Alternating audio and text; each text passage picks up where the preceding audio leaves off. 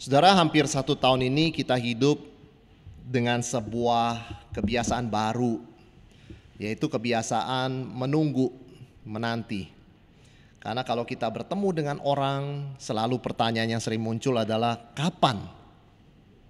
Kapan pandemi ini akan berakhir? Kapan bisa normal lagi? Kapan kita bisa liburan lagi? Kapan kita bisa berkumpul, berkunjung kepada keluarga? Kapan kita bisa melakukan pelayanan, termasuk mengunjungi mereka yang sakit di rumah sakit? Kapan kita bahkan bisa melakukan pelayanan, menghibur mereka yang berduka di rumah duka? Dan kita seringkali dihadapkan dengan pertanyaan ini, kapan, when? Artinya kita membangun kebiasaan baru terpaksa. Dibangun kebiasaan baru yaitu menunggu sesuatu yang pada umumnya kita tidak suka. Kita tidak suka menunggu secara nature, saudara sekalian ya. Kita misalnya tidak suka antrian yang panjang di restoran. Jadi kalau ada 2 restoran, yang satu ini memang enak sekali makanannya, tetapi antriannya bisa 2 jam 3 jam baru kita makan. Yang ini sederhana saja, biasa saja rasanya, tapi tidak ada antrian. Tiba-tiba restoran itu akan jadi penuh karena memang mayoritas orang tidak suka menunggu. Demikian pula kita kalau ke dokter sekalipun kita bertanya, begitu kan, jam berapa? Dan ada berapa pasien? Kita tidak ingin menunggu terlalu lama, apalagi pada masa pandemi ini. Kita tidak mau ada di rumah sakit terlalu lama. Kalau sampai harus ke sana, kita tidak mau di dokter terlalu lama. Kalau bisa jangan menunggu. Tetapi saudara sekalian, di dalam hidup ini semua yang baik itu perlu ditunggu.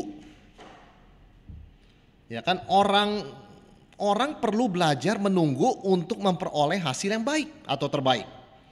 Misalnya seorang yang masuk rumah sakit, ya kan, dia harus masuk rumah sakit. Jumlah pasien begitu penuh, dia harus menunggu. Kalau dia tidak mau menunggu, dia pulang ke rumah, dia tidak bisa mendapatkan perawatan yang baik, bahkan penyakitnya bertambah parah. Jadi kita lihat segala sesuatu yang baik dalam dunia ini perlu dan memerlukan sikap sabar menunggu. Misalnya ada orang yang sudah dirawat di rumah sakit, kemudian dokter berkata, kamu belum boleh pulang karena hasil tesnya belum normal sekali. Tunggulah 1-2 hari kita tes lagi. Banyak orang tidak sabar menunggu. Akibatnya ketika dia memaksa diri pulang dari rumah sakit, menandatangani bahwa itu tanggung jawab dia, kesehatannya tidak pulih normal. Oleh karena dia tidak menunggu sampai dia hasil tesnya itu baik. Kita juga tahu kalau kita yang sering pada musim-musim Natal ini di akhir tahun, biasanya tahun-tahun sebelumnya kita liburan. Kita tahu meskipun jadwal pesawat itu disebutkan jam tertentu, tapi kita tunggu mengapa sampai jamnya masih belum berangkat. Oh ternyata masih ada pesawat-pesawat lain yang berangkat. Harus diatur, harus ngantri, harus menunggu. Karena kalau tidak menunggu semuanya berangkat jam yang sama, bisa terjadi kecelakaan pesawat, tabrakan. Jadi kita melihat dalam hidup ini kita tidak bisa mendapat pelayanan yang terbaik tanpa sikap sabar menunggu. Demikian pula di dalam kerohanian kita. Kekudusan, kemurnian hidup kita itu dalam banyak hal harus menunggu. Ambil contoh, pemuda-pemudi yang berpacaran, bertunangan, kan harus menunggu sampai pernikahan. Baru boleh hidup sebagai suami istri. Tinggal di satu rumah, tidur di satu kamar yang sama. Melakukan tindakan itu sebelum menunggu, tanpa menunggu, disebut dengan melanggar hukum Tuhan, yaitu jangan berzina. Jadi kemurnian hidup kita ini, kekudusan hidup kita ini memerlukan sikap waiting, menunggu. Dan kalau menunggu ini di skip, dilompati, maka akan terjadi orang jatuh dalam dosa. Di Alkitab begitu banyak contoh apa akibatnya kalau orang tidak sabar menunggu. Salah satunya contoh yang sering kali kita ambil sebagai contoh yang baik, yaitu Abraham. Ada sisi Abraham menjadi teladan yang baik, ada sisi Abraham menjadi teladan atau menjadi contoh tidak sabar. Tuhan menjanjikan kepada Abraham dan Sarah anak. Tuhan tidak bilang kapan. Pokoknya Tuhan akan berikan anak, dan anak itu akan punya anak lagi sampai Abraham menjadi bangsa yang besar. Tapi Sarah tidak sabar. Dia berkata kepada suaminya, "Pak, ini usia kita tambah tua. Masa iya Tuhan mau memberikan kepada kita anak sedangkan usia kita, kamu dan saya sudah seperti ini?" Begini dah. Ada budak saya namanya Hagar. Dia masih muda, dia masih bisa punya anak yang secara biologis. Ya sudah, kamu sama dia. Sarah tidak sabar menunggu, memberitahu kepada Abraham. Sebagai kepala keluarga, Abraham ikut, seharusnya kan dia mengingatkan. Tetapi malah dia mengikuti seperti Adam. Oke. Apa yang terjadi? Hagar punya anak namanya Ismail. Sejak itu rumah tangga Abraham tidak tenang lagi. Karena Ismail ketika nanti Ishak lahir selalu membuli. Karena dia akan lebih besar. Dia juga merasa, kok tempat saya tersaingi oleh adik kecil yang baru lahir ini. Semua itu mulai dari kapan? Dari sikap yang tidak sabar menunggu. Akibatnya apa? Apa yang Sarah dan Abraham lakukan bukan dari iman. Itu menjadi sebuah dosa.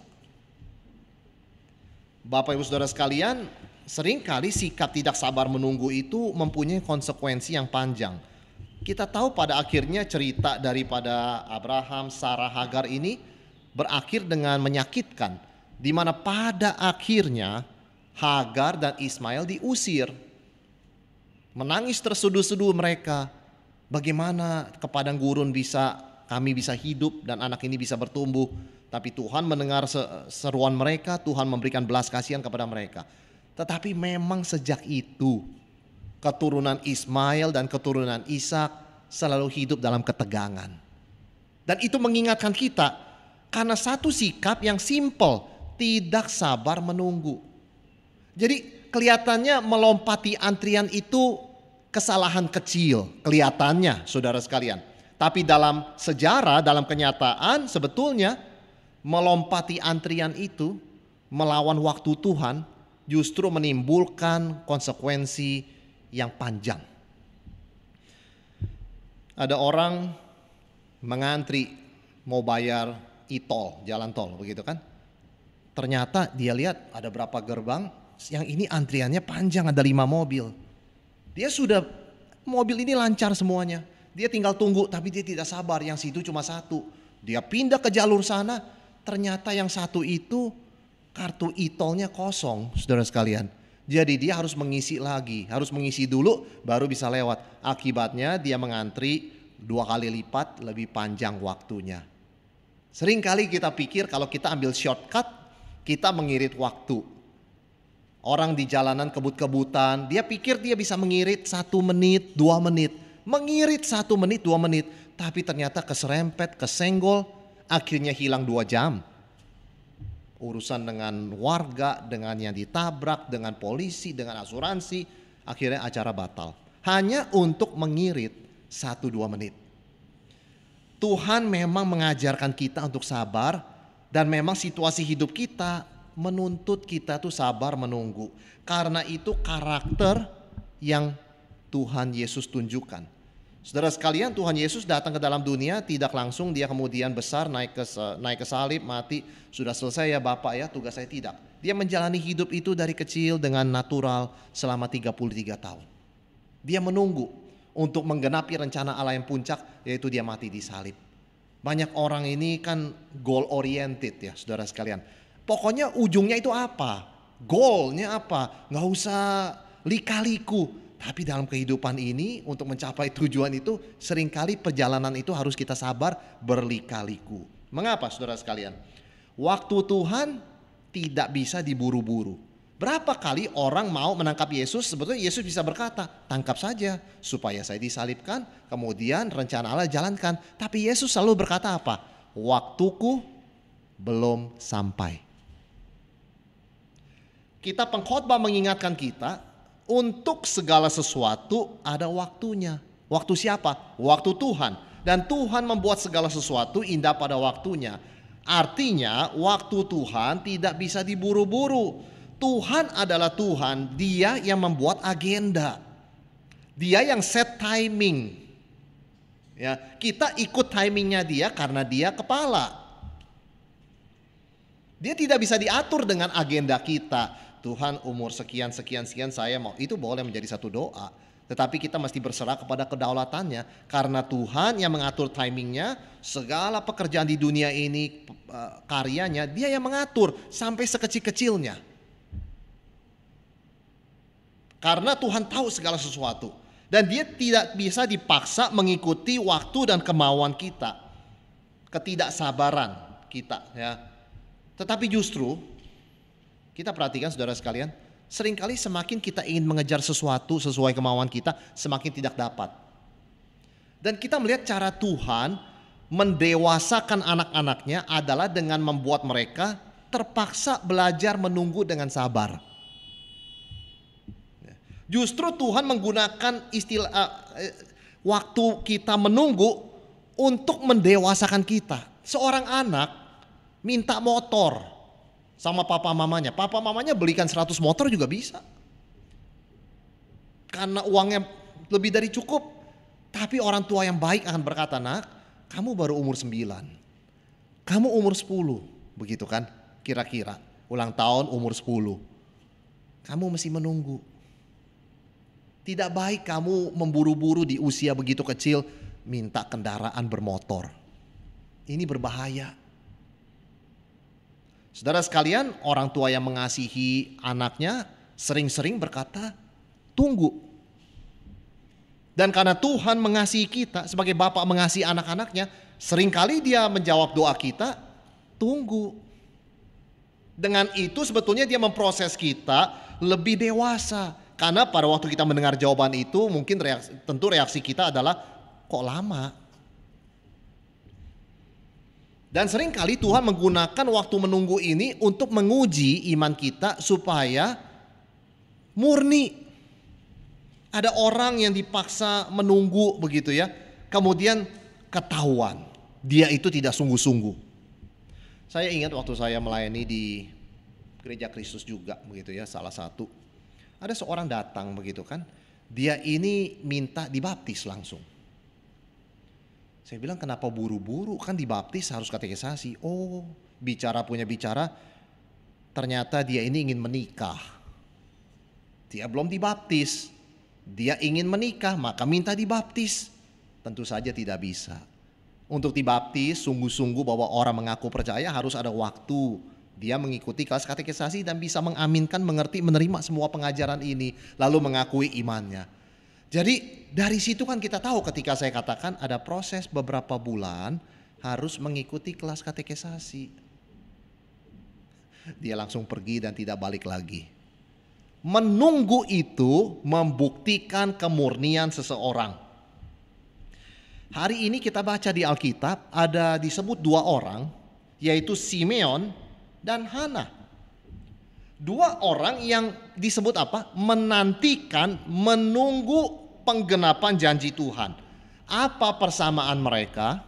Jelas, sama-sama sudah lanjut usia. Simeon menurut perhitungan 113 tahun. Hana 84 tahun. Dan Hana adalah seorang janda yang sudah menjanda setelah 7 tahun menikah, langsung menjanda, dan dia tidak menikah lagi, dia mengabdikan hidupnya di bait Allah. Jadi mereka-mereka ini saudara sekalian adalah orang-orang yang sudah lanjut usia. Kita bertanya, mengapa 2 tokoh ini yang Tuhan tunjuk untuk menyatakan, mengajarkan kepada kita bagaimana sikap menantikan Mesias yang benar? Tidak kebetulan usia mereka tua. Saudara, kesabaran seringkali diasosiasikan dengan usia tua, ketidaksabaran seringkali diasosiasikan dengan usia muda.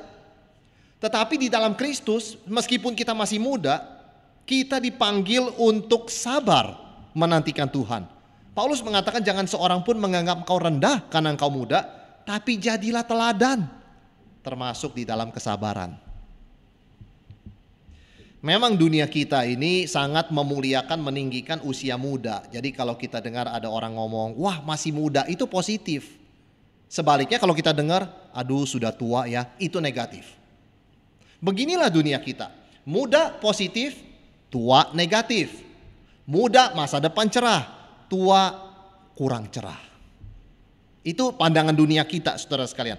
Tetapi Tuhan melihatnya berbeda dari dunia ini. Ada begitu banyak orang di bait Allah pada hari itu ketika Yesus dibawa untuk didedikasikan sesuai dengan hukum Taurat hari ke-8. Saya yakin banyak anak muda dan lebih muda daripada Simeon. Simeon 113 tahun. Hana 84 tahun. Saya yakin di bait Allah hari itu ada yang usia 50, usia 40, 30. Saya yakin ada. Begitu banyak orang lebih muda dari Simeon dan Hana. Tapi mengapa mata Tuhan tertuju kepada dua orang yang tidak dipandang ini karena usia mereka? Karena mereka punya sikap yang menyenangkan Tuhan, yaitu apa? Menanti-nantikan Tuhan. Ini yang Tuhan hargai, ini yang Tuhan berkati. Maka hari itu Tuhan menjawab doa Simeon. Yesus dibawa dan dia memegang bayi Yesus ya, di dalam tangannya. Sampai dia berkata, Tuhan, saya sudah puas, saya ready pergi. Sudah 113 tahun, mau tunggu berapa lama lagi? Dan mataku telah melihat juru selamat.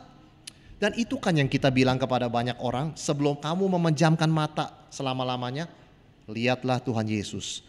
Kenalah Tuhan Yesus. Jangan sampai orang tidak melihat Tuhan Yesus dalam iman sebelum dia memejamkan mata selamanya. Tidak akan puas selama-lamanya dia. Karena dia akan terpisah dari Tuhan. Kita hanya bisa sungguh puas kalau kita memperoleh Kristus. Dan kita memperoleh Kristus dalam pengertian kita punya sikap menunggu. Dan Tuhan memberkati orang-orang yang punya sikap menunggu, menantikan dia. Saudara sekalian, siapa memandang orang tua? Gak ada. Semua orang memperhatikan kepada orang muda yang energetik, ya, brilian. Jadi kalau ada orang ditunjuk jadi pejabat masih muda, kita mengatakan luar biasa. Masa depan negara ini cerah. Tapi Tuhan dalam kerajaannya tidak memandang umur. Tidak memandang umur, saudara sekalian. Kita perlu tahu siapa yang Tuhan lihat. Karena yang Tuhan pandang itu yang dia berkati dan itu tidak tergantung umur. Tuhan memberkati, memandang orang yang menantikan dia. Ratapan 3 ayat 25 sampai 26 mengatakan begini.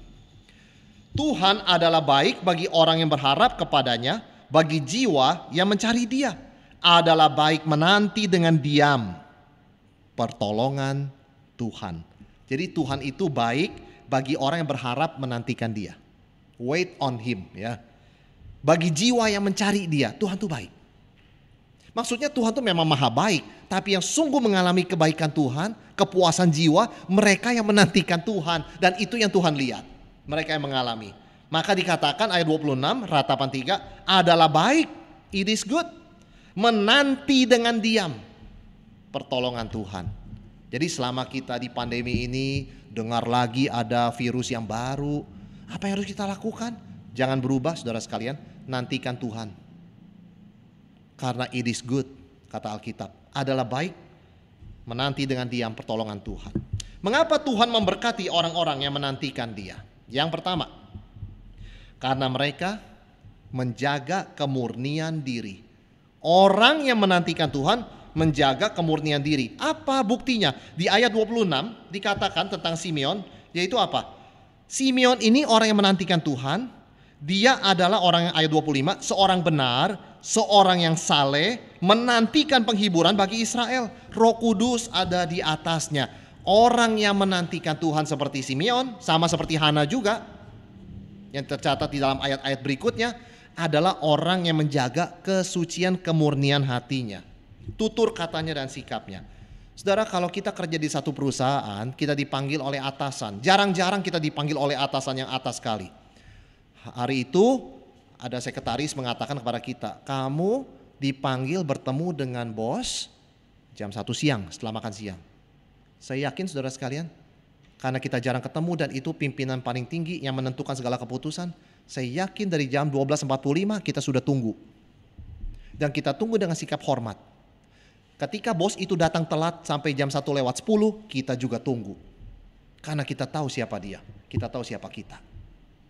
Waktu kita interview mau masuk ke apply kepada sebuah pekerjaan, kita tahu yang menentukan adalah pandangan HRD. Kita tunggu dengan sabar. Setiap pertanyaan kita jawab, kemudian HRD berkata, kamu keluar dulu sebentar. Nanti saya panggil lagi ya, masih ada berapa pertanyaan, saya ada berapa hal mesti ini. Kita tunggu dengan sabar. Kita menjaga sikap kita, tutur kata kita, cara kita berpakaian. Kita menjaga, kita tidak mungkin sambil nunggu selonjoran di sofa, tidak mungkin. Tidak mungkin kita tunggu dengan mengangkat kaki kita, menggoyang-goyangkannya, tidak mungkin. Tidak mungkin kita menunggu dengan kaos oblong, tidak mungkin. Kita jaga. Orang yang menantikan Tuhan itu pasti menjaga kemurnian hatinya. Karena dia tahu anytime Tuhan bisa datang. Anytime Tuhan bisa tuntut pertanggungjawaban. Orang yang menantikan pertolongan Tuhan, menantikan jawaban doa, menantikan kedatangan Yesus kedua kali, akan menjaga kemurnian hatinya. Simeon usianya itu kira-kira 100 tahun lebih, 113 tahun. Dia tidak pakai alasan berkata, aduh saya kan sudah tua, sudah lama tunggu. Masa mesti nunggu terus, saya kan sudah senior dalam kekristenan. Saya boleh dong sembarangan sedikit, kan orang juga maklum. Mereka juga tahu siapa saya pada waktu muda. Tidak, saudara sekalian. Hana juga demikian. Dia sudah jadi janda 7 tahun setelah menikah. Dan dia mengikuti panggilan Tuhan untuk terus di bait Allah. Mendedikasikan hidupnya seorang diri di sana. Menantikan akan pertolongan Tuhan. Kita tidak tahu usia berapa dia menikah. Mungkin kira-kira 14 tahun pada waktu itu menikah. 7 tahun menikah menjadi janda 21. 84 kurang 21, 65 tahun kira-kira. Dia tidak mengatakan sudah capek. Saya tidak mau lagi menunggu. Saya juga gak usah menjaga apa. Saudara, mereka menjaga kemurnian. Karena di dalam Yohanes 1 Yohanes 3 ayat 3 dikatakan apa? Setiap orang yang menaruh pengharapan itu kepadanya, menantikan ya, menyucikan diri sama seperti dia yang adalah suci. Semua yang menantikan Tuhan dengan pengharapan menyucikan diri karena sama seperti dia yang adalah suci. Kita juga ingat Yesus pernah bercerita ada seorang tuan mempercayakan hartanya kepada hamba-hambanya. Dia berkata, saya akan pergi jauh tapi saya akan kembali. Hamba-hambanya itu disuruh mengerjakan talenta, kemudian kepercayaan tuannya ini. Di antara hambanya ada yang sungguh-sungguh percaya Tuhan akan kembali, dia tunggu maka dia kerjakan dengan setia. Ada yang komplain, gak balik-balik. Sudah begitu lama gak balik-balik, maka mulailah dikatakan dia bermabuk-mabukan, dia pukuli hamba-hamba lainnya. Ketika dia pukuli hamba-hamba lainnya, dia mabuk-mabukan, tuannya kembali. Kaget ya. Saudara sekalian, dia dihukum. Artinya apa? Saudara, kita bisa tahu kita ini sedang menjaga kemurnian atau enggak dari mana? Gampang. Saudara dan saya kepengen Yesus datang malam ini enggak? Sudah menantikan dia enggak? Kalau kita berkata jangan dulu Tuhan, masih banyak agenda, masih banyak rencana, itu satu tanda tanya. Karena orang yang menantikan Tuhan, satu, dia siap setiap saat. Yang kedua, dia jaga kemurnian hatinya. Jangan sampai dia jadi motivasi tidak murni, melakukan dosa dan sebagainya. Kita ini dalam masa penantian, hamba-hamba yang dititipkan talenta oleh tuannya, jangan pernah terbersit dalam pikiran kita 2000 tahun dikhotbahin terus gak datang-datang. Jangan. Karena sikap menunggu itulah yang Tuhan akan puji dan Tuhan akan berkati. Ada orang mengatakan Yesus mau datang, datang aja, kenapa saya masih menunggu? Kan dia menetapkan waktunya. Ya, tetapi Tuhan mau kita punya sikap menantikan dia. Karena dengan menantikan Tuhan kita menjaga kemurnian. Tuhan bukan polisi 24 jam menjagain kita setiap hari. Kita mau berbuat dosa, dia pukul tangan kita, tidak.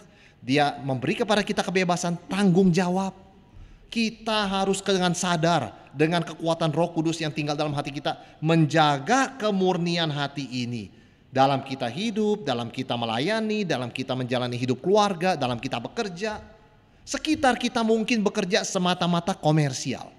Hanya untuk uang, tidak mau tahu yang lain. Tapi kita diingatkan, saya menantikan Tuhan, saya gak begitu. Saya harus jaga, iya tentu saya perlu uang. Tapi gak boleh cuman itu. Bedanya apa saya sama orang gak kenal Tuhan? Itu ada kesadaran itu, dia jaga. Sesulit apapun situasi kerja, ya kan mungkin juga ada pemotongan dan sebagainya. Selama Tuhan percayakan dia di situ, dia jaga.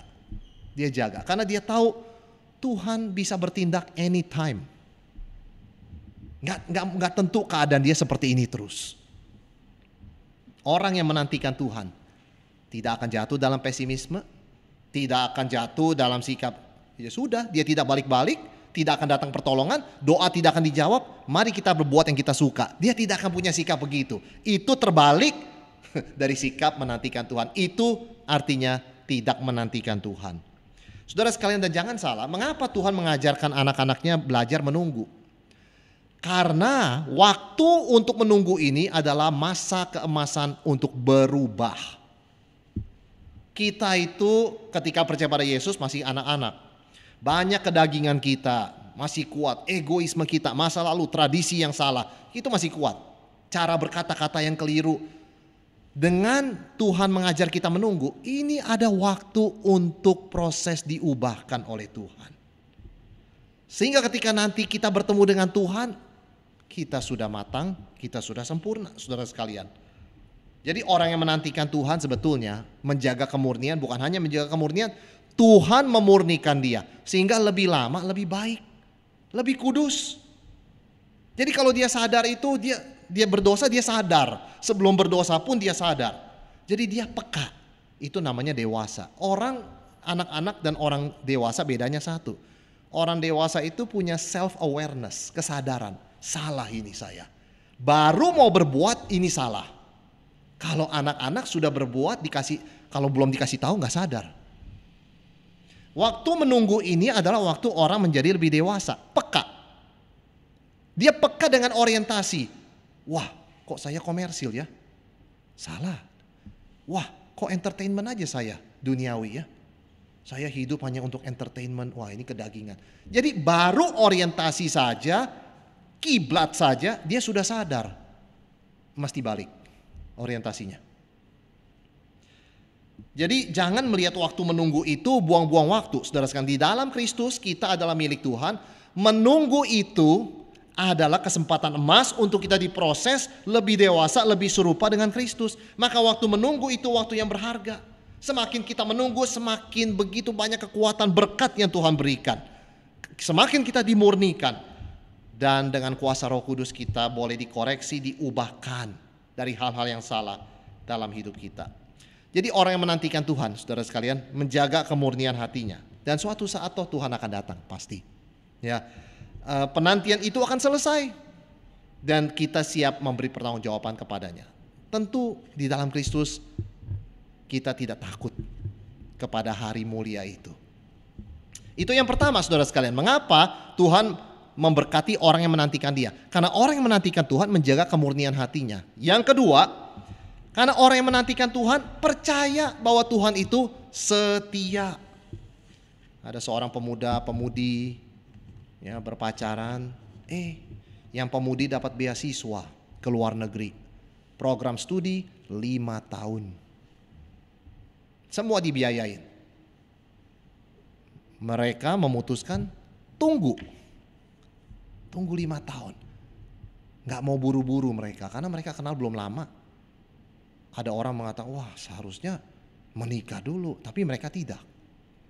Yang pria di Indonesia, yang wanita di luar negeri, dapat beasiswa karena dia cerdas. Dan dia memang menggeluti bidang itu. Mereka berjanji begini, selama masa penantian ini 5 tahun, kita diuji. Apakah kita sepantasnya nanti hidup di dalam pernikahan sebagai suami istri? 1 tahun lewat, hubungan mereka masih. 2 tahun, 3 tahun, mulai ada suara-suara mengatakan, kok gak balik-balik? Ya kan, kepada pria dikatakan, kok tidak balik-balik? Apa yakin kamu itu bahwa dia itu di sana belum ada orang lain? Siapa tahu dia bertemu orang di sana, orang luar negeri. Tapi enggak pernah. Apa kamu yakin dia berkata jujur? Mending ada kesempatan, kamu gunakan sekarang, ya kan? Kamu menantikan yang kosong nanti. Yang di sana juga dengar hal yang sama. Kamu yakin itu yang di Jakarta setia? Sungguh kamu yakin? Gak merasa sia-sia nih, kamu sudah dapat gelar, kamu menanti, kamu fokus belajar tidak mikir yang lain. Kamu di luar negeri loh, kesempatan seumur hidup loh ini. Gak tentu kamu dapat studi lagi ke luar negeri. Mereka tidak menghiraukan suara itu. Sampai akhirnya setelah 5 tahun si wanita pulang dengan gelar. Apa yang terjadi saudara sekalian? Mereka tetap setia satu sama lain dan mereka melangsungkan pernikahan. Jadi dengan kata lain, kenapa mereka mau nunggu satu sama lain? Apa yang mereka beritahukan kepada orang-orang di sekitar mereka? Pasanganku setia. Aku tidak perlu berbuat yang aneh-aneh karena aku percaya dia setia. Sebaliknya yang itu juga berkata begitu. Waktu kita sabar menunggu Tuhan, tidak ambil jalan pintas, kita sedang memproklamasikan kepada dunia, Allah itu setia. God is faithful. Apalagi dikatakan Yesus mempelai pria kita. Kita sebagai gereja mempelai perempuannya. Harus tunggu. Saudara sekalian, orang yang menantikan Tuhan percaya bahwa Tuhan setia, Tuhan tidak akan ingkar janji, Tuhan tidak akan melupakan janjinya. Dan dia juga memproklamasikan bahwa Tuhan itu setia, sehingga dunia bisa melihat dalam perbuatan. Sungguh, Allah orang Kristen setia. Saudara lihat orang-orang yang dianiaya sampai akhir tidak mau menyangkal Yesus, mereka selalu menjadi sumber inspirasi kita. Kok bisa ya diterkam oleh singa tidak menyangkal Tuhan. Diancam dihukum mati sampai dibakar tidak menyangkal Tuhan. Berarti kita cuma mengatakan apa? Puji Tuhan, Allah itu Allah yang setia. Dia tidak meninggalkan anak-anaknya bahkan dalam saat-saat yang sulit. Mereka bisa setia sampai akhir. Saudara sekalian lihat Abraham. Tadi kita bicara kesalahan dia. Sekarang kita bicara contoh teladan dia.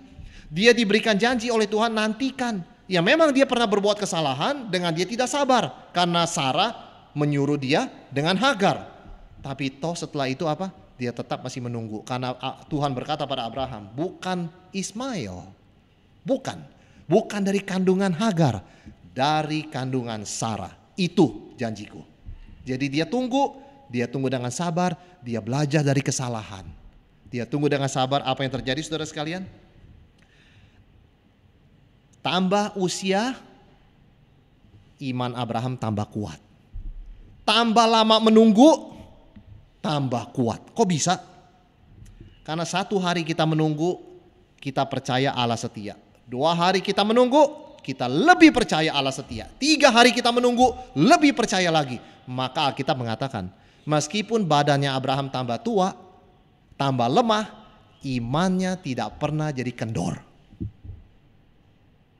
Orang yang menantikan Tuhan akan semakin mengalami kesetiaan Tuhan, akan semakin dikuatkan untuk setia. Dan Tuhan sudah menyatakan kesetiaannya kepada kita. Di dalam perjanjian lama Tuhan menjanjikan Mesias. Dari kejadian setelah Adam Hawa jatuh, keturunan perempuan akan meremukkan kepala si ular, keturunan si ular.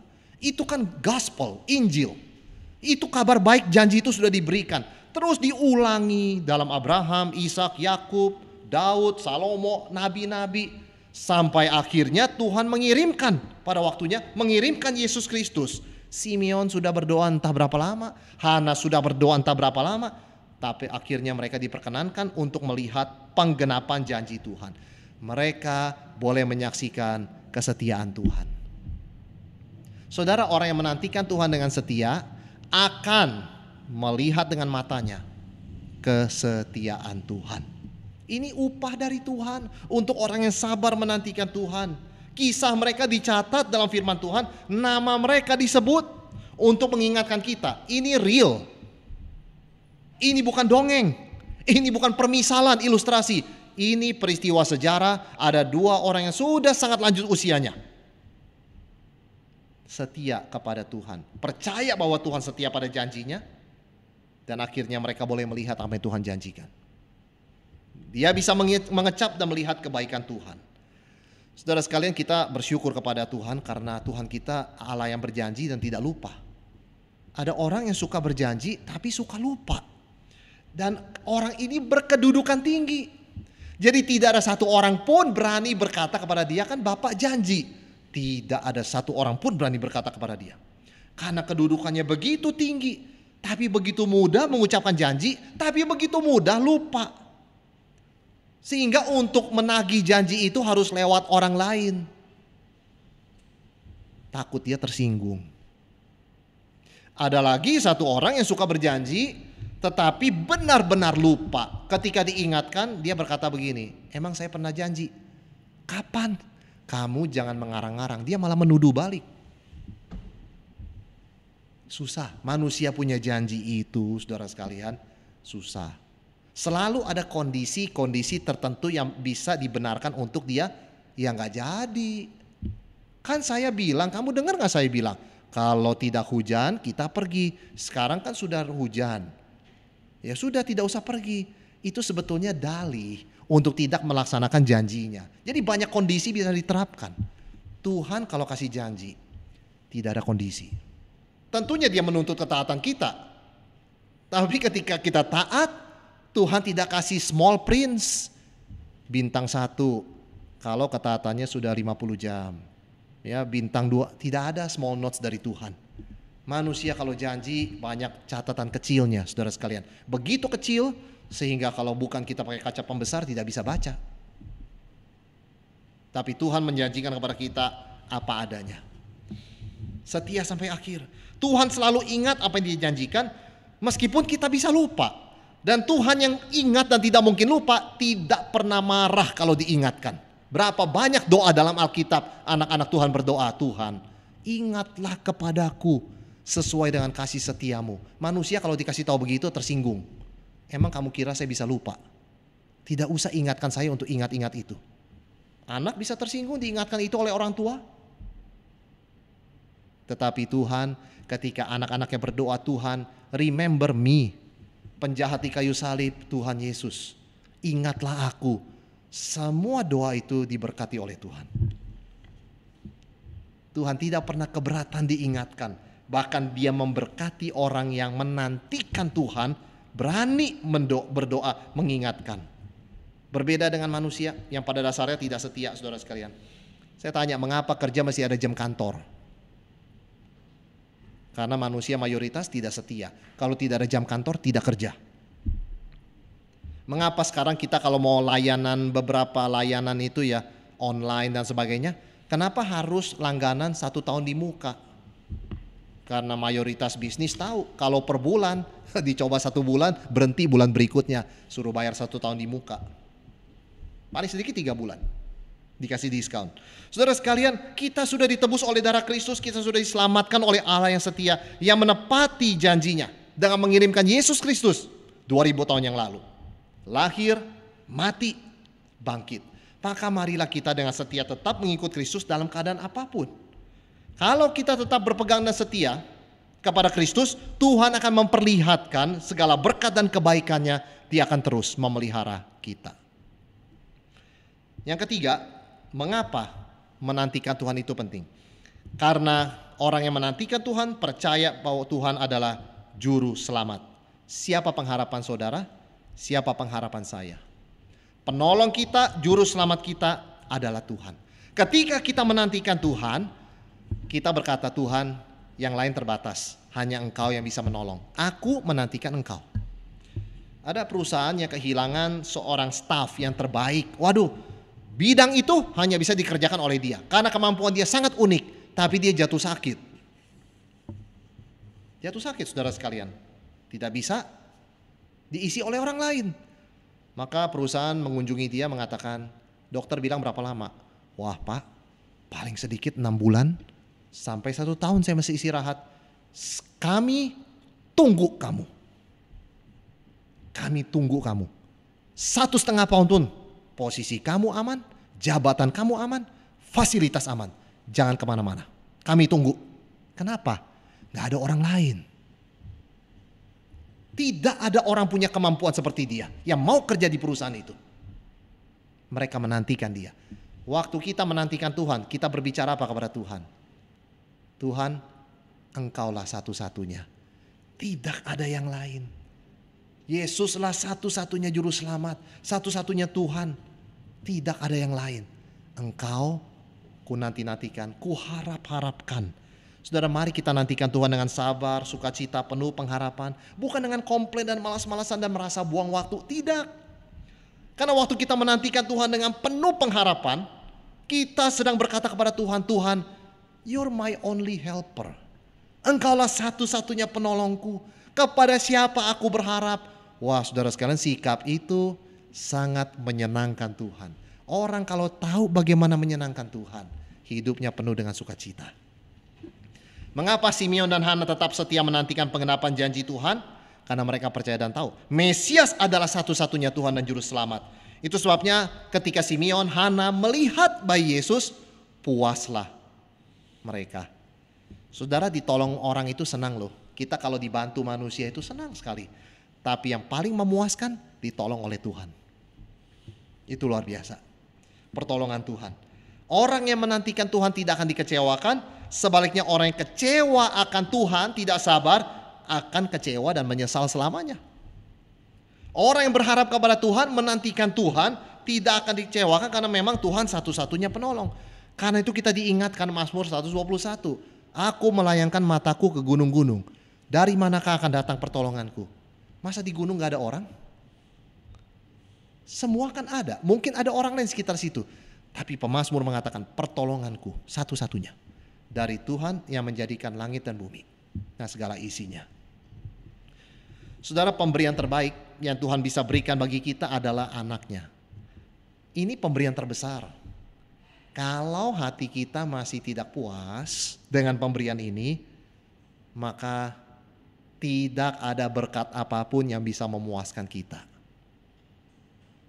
Kalau kita masih tidak puas dengan pemberian Allah, yaitu Yesus bagi kita, mobil mewah, rumah besar, pekerjaan yang berpenghasilan sangat tinggi, perusahaannya ekspansi 10 kali lipat, startup yang berhasil miliaran, triliunan, tidak akan bisa memuaskan hati kita.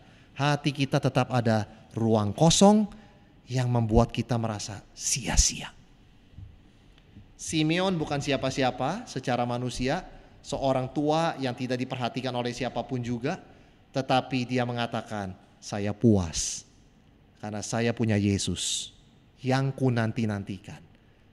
Kalau kita milik Tuhan, selalu ada ruangan sentral di hati kita untuk Yesus. Kalau kita tidak menantikan Dia, apapun mengisi itu tidak klop, tidak pas.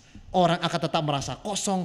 Kita mendengar berita, kok ada bintang film sudah terkenal kaya sekali, mau beli berapa ratus rumah juga bisa di daerah yang bagus sekalipun, Beverly Hills sebagainya.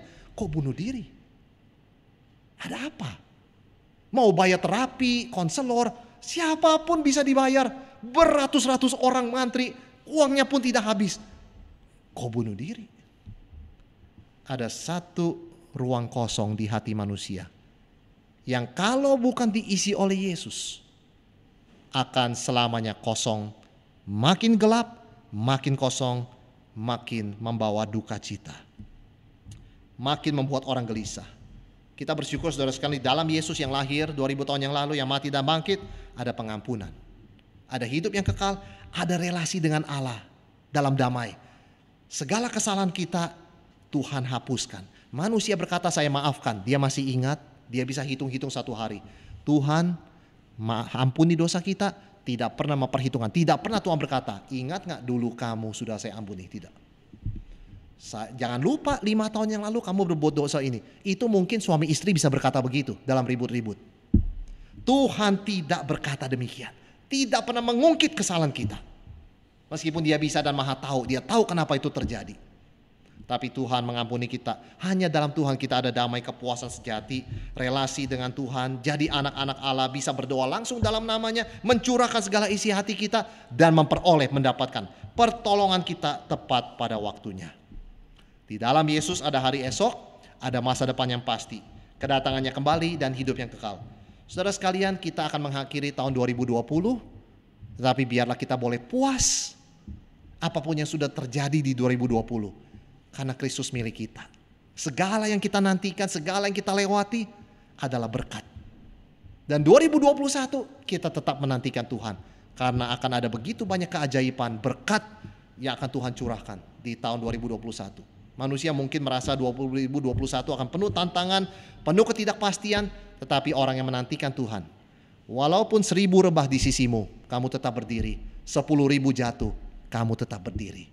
Itu janji Tuhan bagi setiap orang yang menanti-nantikan Dia. Tidak akan mereka sekali-kali menjadi kecewa. Mari kita tundukkan kepala, kita masuk dalam doa.